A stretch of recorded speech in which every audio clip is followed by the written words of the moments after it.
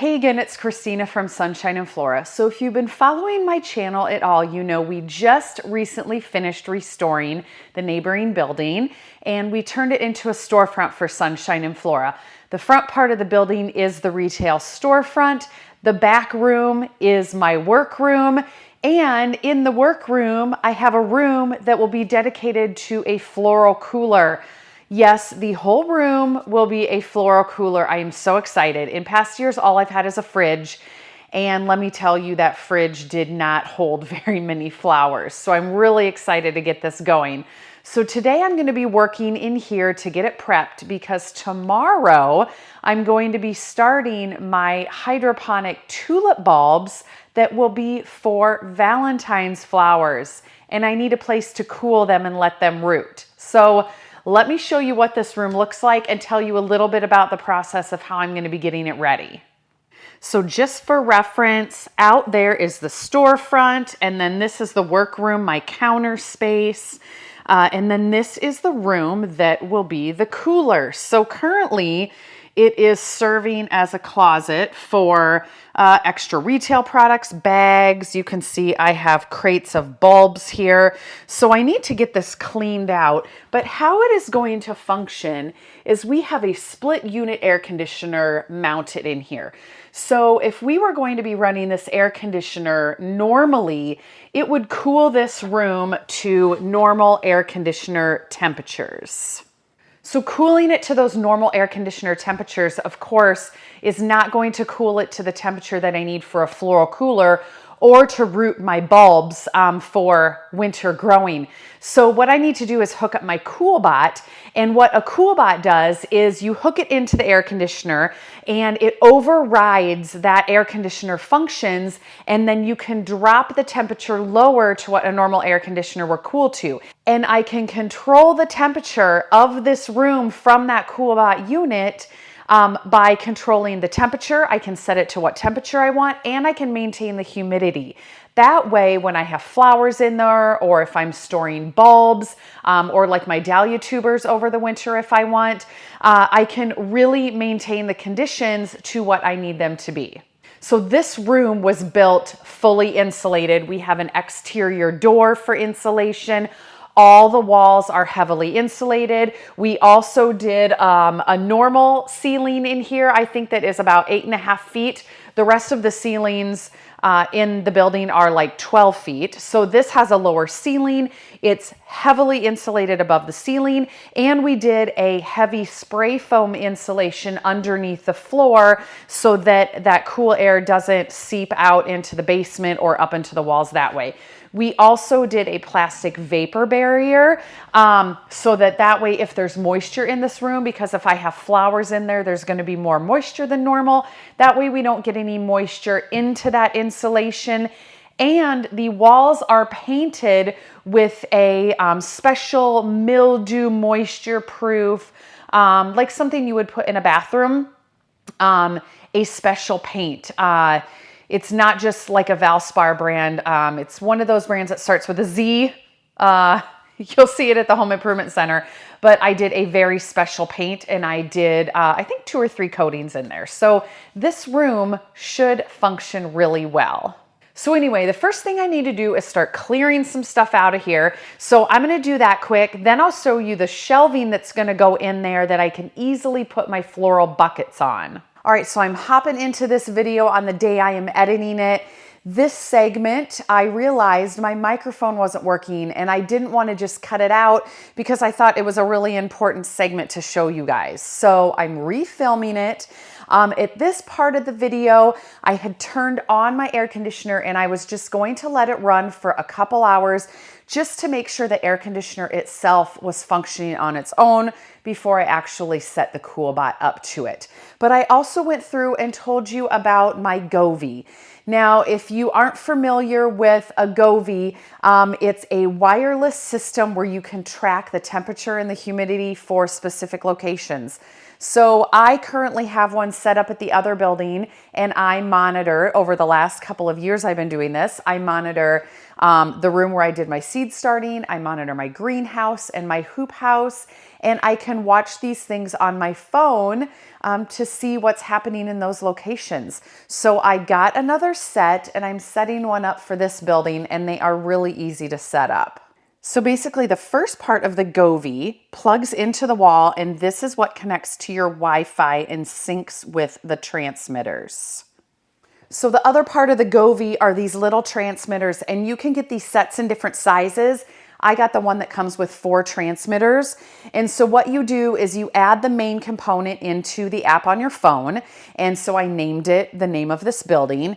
And then I would add these under that one. And then you name these the location where you put them. So like this one's going to be called Floral Cooler. I'm going to have one in this back room. I'm going to have one in the basement because that's where all of my seeds are going to be started. And then from my phone, I can monitor the temperature and humidity and know, if something goes wrong, you can set an alarm, like if it gets too hot, or if for some reason this goes below freezing, I will get an alarm. So they're really, really handy. I get these off Amazon. I have them linked down below in the description. But yeah, that was the segment that didn't have sound. So anyway, I just wanted to insert that for you guys. And now we will jump back into the video where I regularly had filmed it, where I was checking to make sure that my air conditioner was working properly. All right, update on the air conditioner. It's been a few hours. I've had it running. It seems to be working well. It still says 64 degrees. I don't know if you can hear that or not, but it's blowing really good air right now. And my Goie temperature says that it's 64 degrees. So everything seems to be working really good.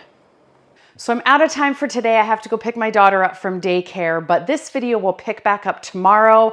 I am going to start actually installing the Coolbot on the wall. I think I'm gonna have to drill a hole through here for the exterior control panel. So the video will continue when I am doing that. All right, it's the next day and I'm getting ready to install my Coolbot. The split unit has been running overnight. It's been maintaining really good room temperature in here, so I'm really happy with that. So I'm gonna go ahead and get this installed and see if we can get this cooled down to refrigerator temperature. The first thing I need to do, and I'll move my camera in here, is to attach this to the wall just to the side of the unit. All right, hopefully you guys can see me okay. I'm sure this isn't the most flattering angle, but this is my split unit. It's an LG, and I'm gonna be putting the Coolbot off to the side of the unit. They recommend off to the side because if you put it under, you don't want any moisture dripping onto this. This should not drip, but just as a precaution, I'm gonna put it off to the right side because this is the side of the room that the outlet is on. I'm going to go ahead and turn the unit off.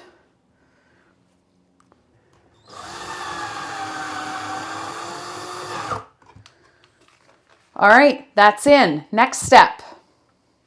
All right, the next thing I'm doing is I need to take off the plastic covers. Now I already have the top cover air filter off. There's the bottom. And then I need to take this front casing off.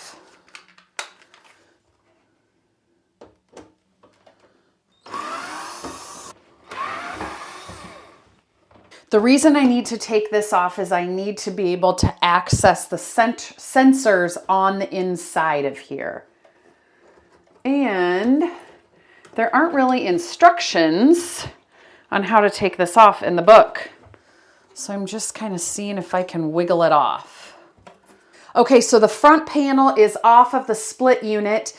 Now I just need to figure out where the sensors are. I need to put one of the temperature readers from the Coolbot in here.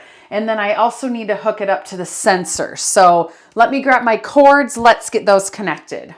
So after an hour and a half of trying to find the sensor and calling Coolbot, I finally found the main sensor in the back corner of the unit.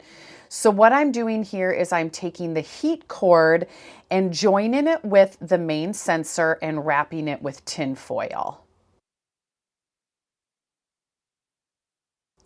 Now I'm pulling out the secondary sensor and undoing it from where it is hooked so that it can reach over to where the main sensor is. And you put the secondary sensor on top of that tin foil and put one layer of electrical tape around it. Now I'm making a hole in the fins, and the fin cord, the one end goes into the fins because that will sense the temperature. Then you plug the other end into the Coolbot in the fins port. Here's what it looks like. Now I am plugging the room temperature sensor into the Coolbot and hanging this to detect the room temperature. All right, so you'll notice I did a little bit of a voiceover there. My batteries died on my microphone because it took me so long to figure that out, but it's working, so let me show you. Okay, so according to my Goie, it's 40 degrees in here already.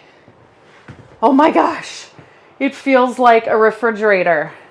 I don't know if you can read that, but that says it's set to 42 degrees. And this sensor right here, which I need to configure these wires because this is not supposed to be touching anything and it was touching the wall. That senses the room temperature. That is where I set the actual temperature of what I want this to. And then it sets that temperature by this wire that goes into the fins. And right here is where I taped and foiled the main sensor and the secondary sensor. And see, the temperature is going up because the door's open. I'm letting all the cold air out. So the part that took me the longest was finding the main sensor. The secondary sensor was really easy to find because it was on the copper coils and it was on a black wire with a copper end and it pulled right out. But on these split units, and I had to actually call the Coolbot company, the main sensor can be really hard to find, and it was way back in the corner and it just kind of looped up and was this tiny little black thing. So I called him, he sent me a picture, helped me find it. I should have done that an hour and a half sooner, but I got it hooked up. Once I found that, it took me like 15 minutes to get it up and going. So anyway, I'm glad I was able to share that with you, and I hope you guys enjoyed this video. I will be doing another video coming up very soon to show you how I am using this first with my shelving and my hydroponic tulips, so watch for that in a few days. I hope you guys are having a great December. Stay tuned for a lot more, and we will see you soon.